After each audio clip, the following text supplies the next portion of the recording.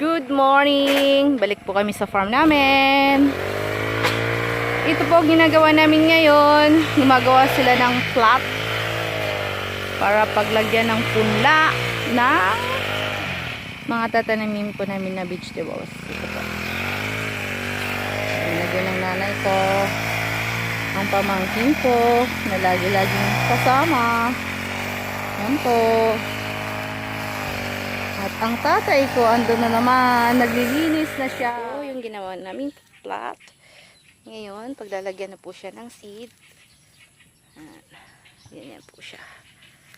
Yan.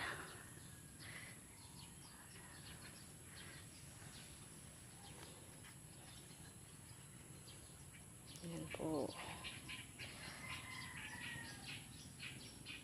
Ito, pinapakita ko sa inyo, ready na po siya. Pinapak po namin ito para ilagay po sa baso para mas matibay-tibay po siya at hindi po siya mag-ano pag tinanim na po siya. Yan na po siya. Ito yung pinunla namin last 2 weeks ago, I think.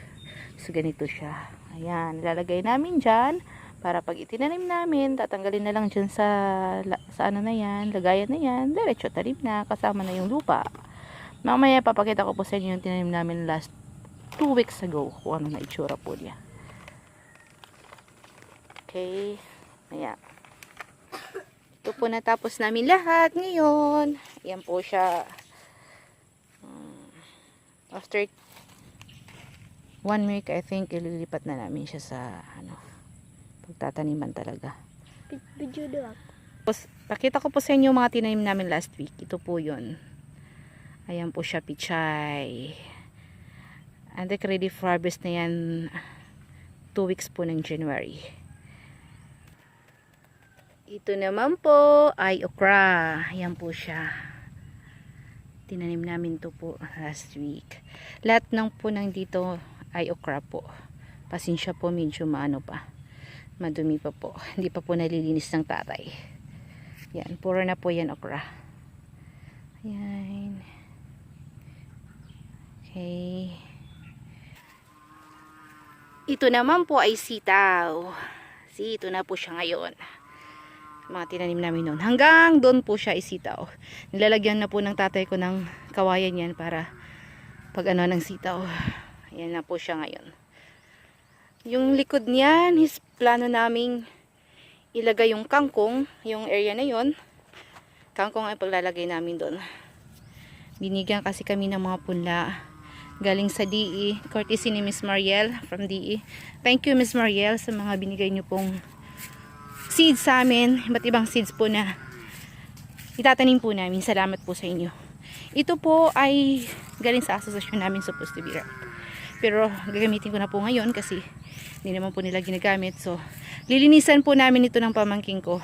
Actually, nilinisan na po ito ng paligid. Yung paligid nito ng tatay ko. Pagagandahan ko to. May mga plano po kasi ako dito. Lilinisin po namin to.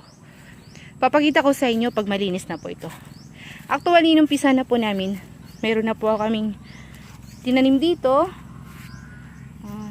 Pinunla namin ng mga seeds last 2 days ago. Pakita ko po sa inyo, galing po sa DE.